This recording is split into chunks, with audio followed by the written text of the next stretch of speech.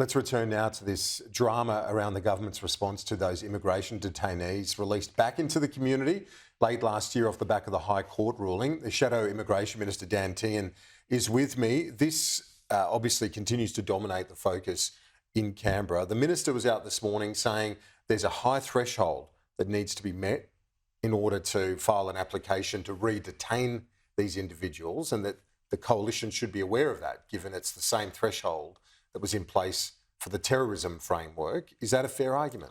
Well, of course, we're all aware that there's a high threshold, and we knew that when we put the legislation through the Parliament before Christmas. There's already a regime in place for convicted terrorists, and that has a high threshold. So there's a model there for the government to use. Now, what has the government done over the summer? It seems like they've been on the beach rather than doing their number one job, which is keeping the Australian community safe. There is a model there already.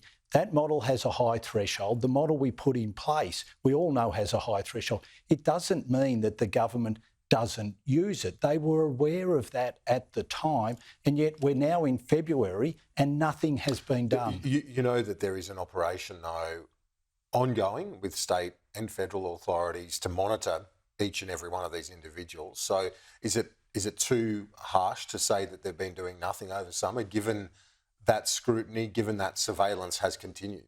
Well, we asked Minister Giles a very simple question in the Parliament yesterday.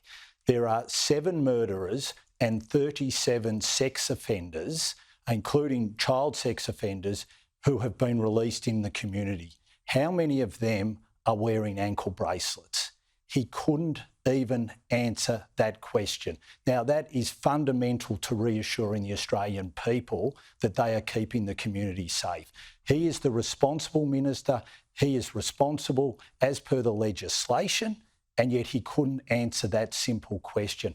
That is not a minister doing his job. Do you believe the agencies are sufficiently across the dangers here? While I know you're critical of the government and you believe that there needs to be more transparency, do you have faith in the security agencies to be keeping Australians safe? Well, the security agencies need the government to be on the ball. They need to make sure that the government is doing its job and saying, look, we want these people detained. We want to make sure our bureaucrats are doing the work so we can put the case. My worry is that the security agencies are being handcuffed by the government and the direction they're giving to the bureaucrats, and it's not them that are to blame, it's the government not doing their job. What do you say to some advocates who argue this is blown out of all proportion, given there are many people convicted of serious crimes released on parole with less restrictive conditions than this cohort, but they're just being treated differently because they're not citizens? Well, they're not citizens and they present a danger to the community. The government will not assure us what they're doing to keep the Australian people safe. The minister won't even tell us whether the 7 murderers and 37 sex offenders are wearing ankle bracelets or not.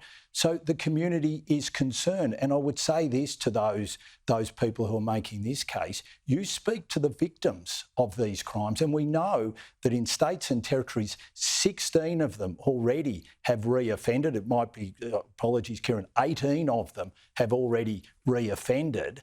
You speak to the people who are victims of those offences, those re-offences, and tell them that the government shouldn't be doing more. The minister is asleep at the wheel and he needs to start acting. Shadow Immigration Minister Dan Tehan, appreciate your time as always. Thanks. Thanks, Kieran.